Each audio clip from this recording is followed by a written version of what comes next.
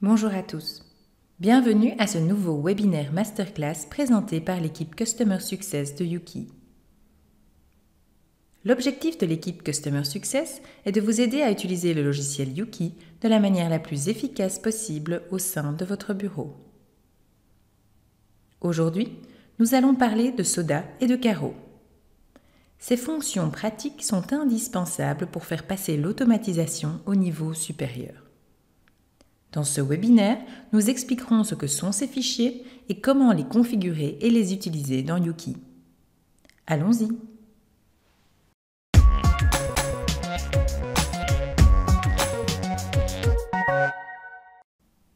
Commençons par le Soda. Qu'est-ce que c'est exactement? Soda est un format de fichier standard généré par Codabox, sur la base des informations qu'ils reçoivent des secrétariats sociaux avec lesquels ils travaillent. Certains secrétariats sociaux peuvent également envoyer les fiches de paie électroniques directement à Yuki, sans sous-traiter avec Codabox. Prenons par exemple la Finbox de SDWorks. Ces fichiers ont également un contenu et une structure similaires. Et par commodité, je les appellerai aussi fichiers Soda.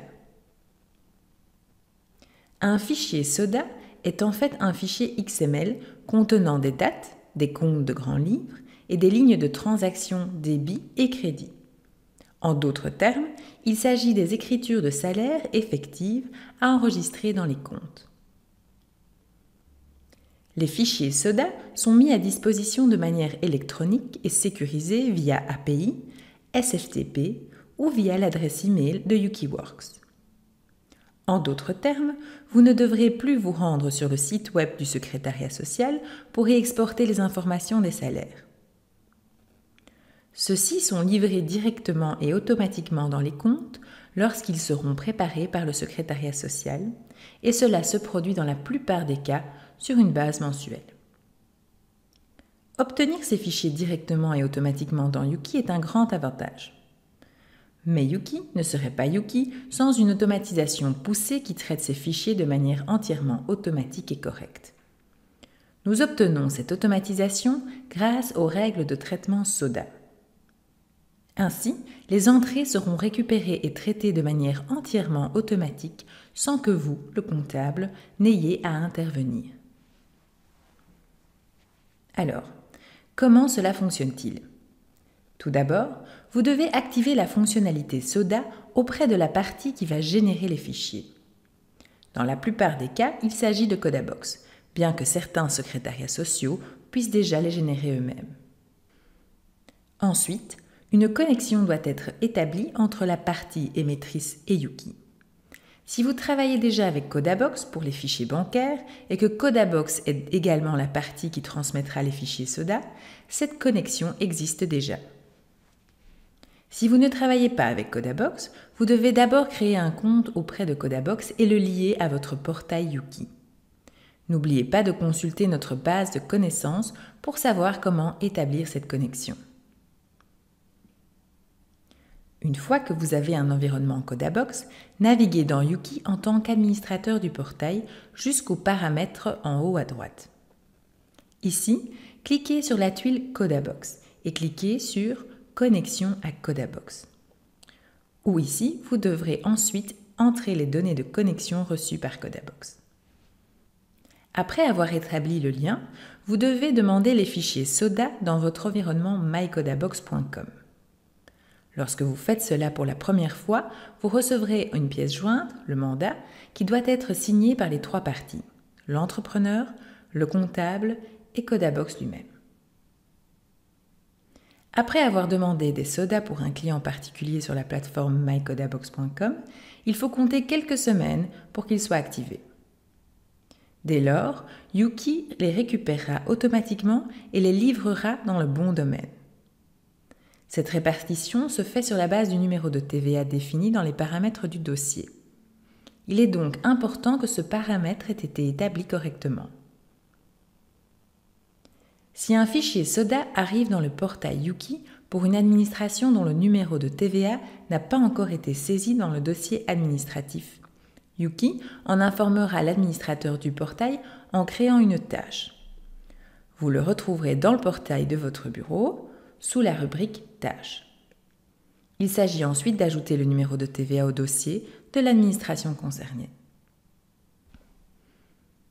Si vous faites appel à une autre partie pour recevoir les fichiers SODA, la procédure sera évidemment différente.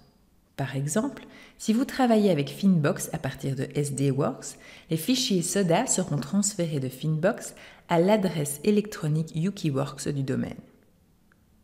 Vous devez configurer cette adresse électronique dans Finbox.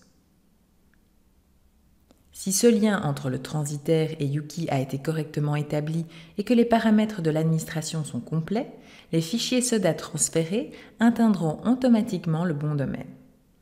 Ils seront automatiquement reconnus comme des documents standards, recevront une proposition de codage, seront datés du dernier jour de la période de paye concernée et se verront attribuer un sujet par défaut comprenant le mot SODA. Si un fichier SODA contient plusieurs périodes de paye, Yuki créera une opération diverse pour chaque date.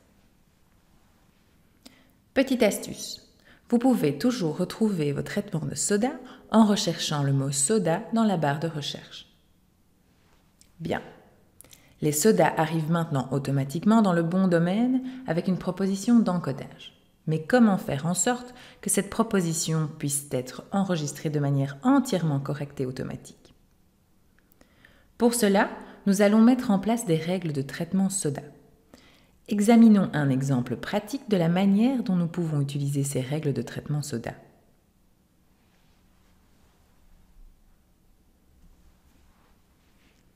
Dans ce domaine, nous trouvons un fichier SODA ouvert dans le flux de travail portant sur le mois d'août 2022. Ceci a été soumis automatiquement via Codabox et Yuki a déjà créé une proposition d'encodage. Nous constatons que plusieurs lignes de transactions ont été comptabilisées sur le compte inconnu. Cela est dû au fait que Yuki essaiera d'utiliser les numéros de compte du grand livre initial dans le fichier SODA. Et bien sûr, il se pourrait que le secrétariat social utilise des numéros de compte du grand livre différents de ceux utilisés actuellement dans le plan comptable du domaine. Si cette situation se présente, Yuki placera l'entrée concernée sous compte inconnu pour que le comptable la remplisse manuellement, ou mieux encore, pour qu'il crée une règle de traitement SODA. Une règle de traitement SODA vous permet en fait de faire correspondre les numéros de compte du grand livre du secrétariat social au plan comptable du domaine. Il est toutefois important de noter que vous n'avez pas besoin de créer des règles de traitement SODA si le secrétariat social utilise le même numéro de compte du grand livre que le plan comptable du domaine. Lorsque tous les numéros de compte de grand livre provenant d'un fichier SODA sont créés sur le même numéro de compte que le plan comptable, ou qu'une règle de traitement SODA existe pour celui-ci, le SODA sera comptabilisé automatiquement. Pour créer des règles de traitement SODA, naviguez via Back-Office vers la tuile RH. Nous cliquons ici sur « Règles de traitement SODA ». Pour configurer une règle maintenant, nous cliquons sur « Créer une règle de traitement » en haut à droite. Et nous entrons dans un nouvel écran où nous devons saisir l'entrée et la sortie. Dans ce domaine test, il y a plusieurs administrations. Ici, nous choisissons l'administration pour laquelle les fichiers SODA arrivent. Dans notre cas, How to Yuki Olivier. Passons en revue tous les champs de haut en bas.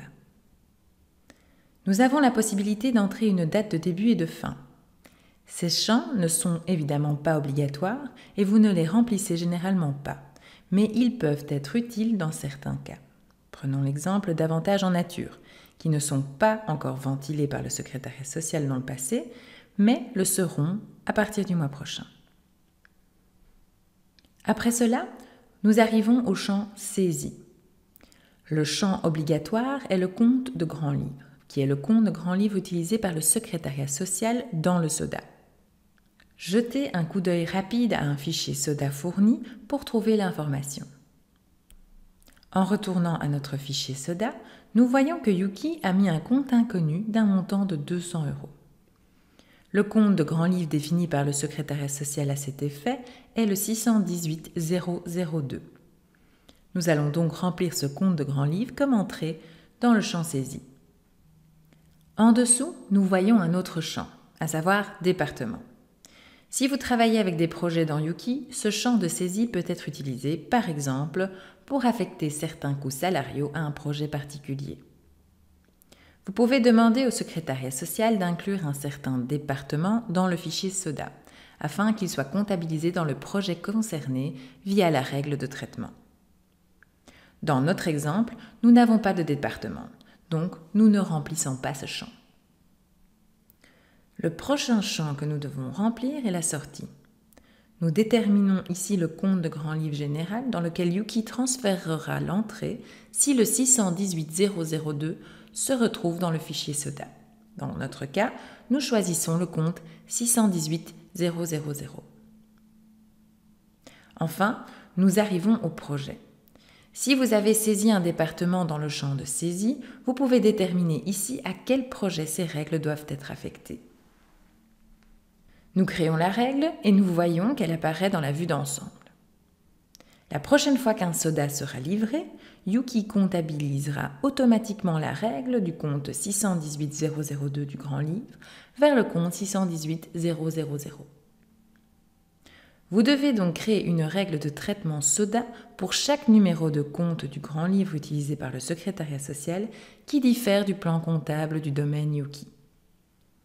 Vous pouvez définir ces règles de manière proactive ou attendre que le premier SODA arrive pour créer une règle de traitement SODA pour chaque ligne sur le compte inconnu.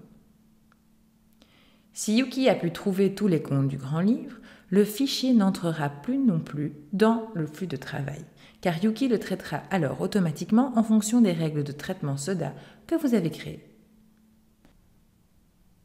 Enfin, il existe également une fonction permettant d'exporter les règles de traitement SODA via le bouton « Action supplémentaire ».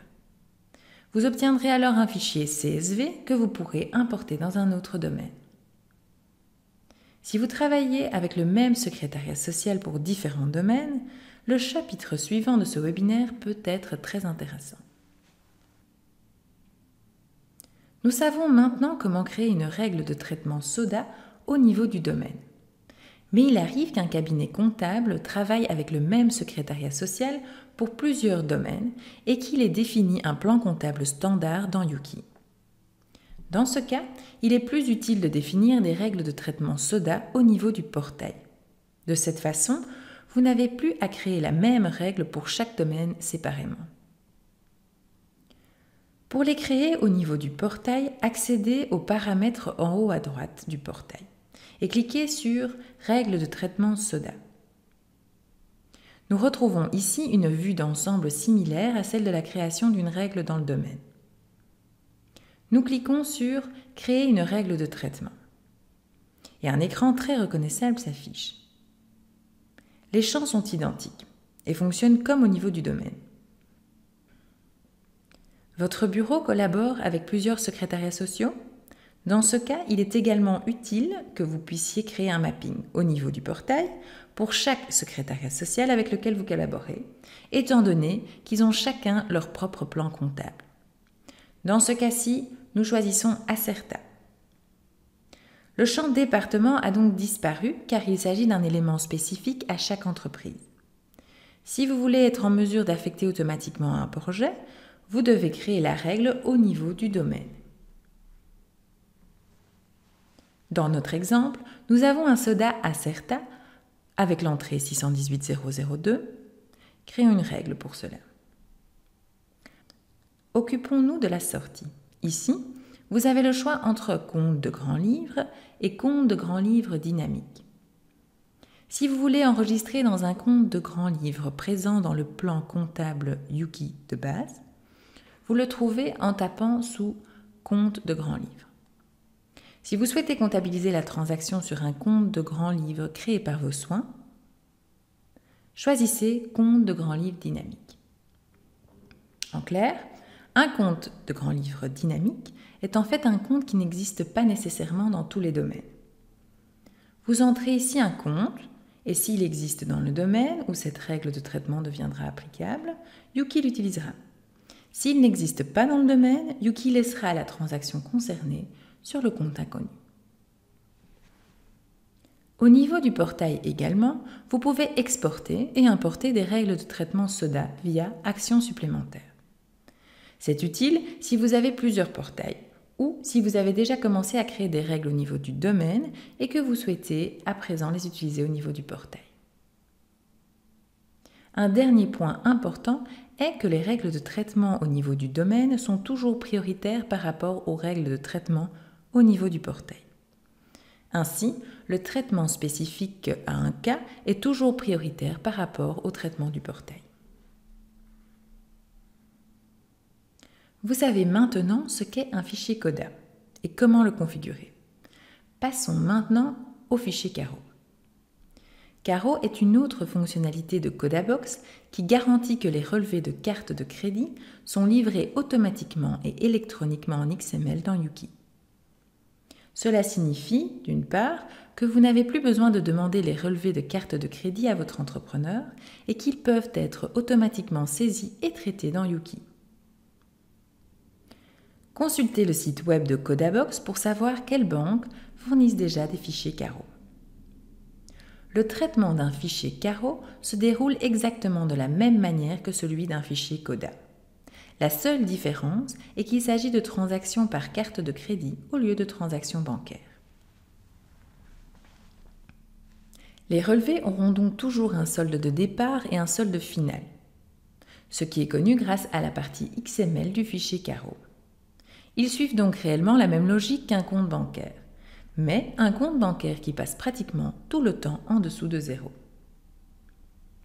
Les transactions par carte de crédit seront intégrées dans le flux de travail de la banque ou, comme pour les transactions bancaires normales, vous pourrez les traiter.